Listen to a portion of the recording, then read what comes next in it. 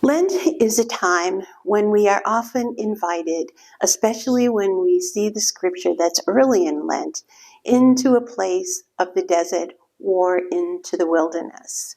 In the Synoptic Gospels, Jesus is led into the desert, a place where he is, I think, quite ready to go, and also in many ways a place where he naturally prays.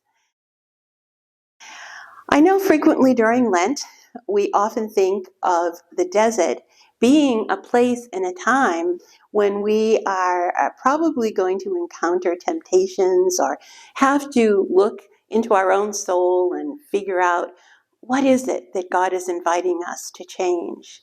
I'd like us to possibly look at this with a different lens.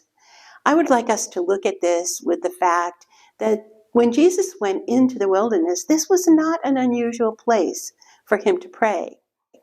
He often went to the mountains, he went to the rivers, and when he did, it was a place of sacredness for him.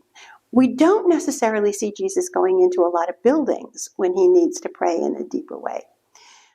So for this Lenten season, I'm really inviting you and encouraging you to actually look at this invitation into a place of wilderness as an invitation into the natural world, into a place where you might recognize that that's a sacred place for you.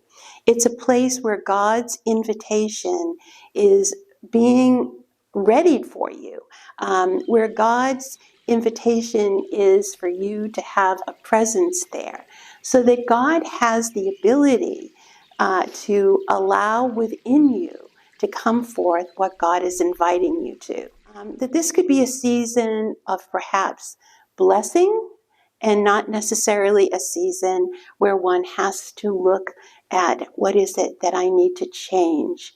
But it's a season of what is it that God is inviting me to that deeper place. In many ways, this particular Lent happens to begin in March, and it moves towards Easter, which is in April. And this is our spring season.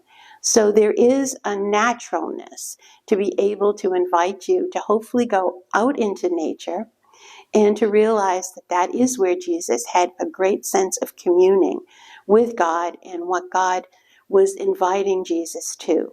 So during this Lenten time, I ask that you move into the sacred wilderness and hopefully be open to whatever it is the graces are that God wishes to bestow on you. I wish you all a blessed Lent.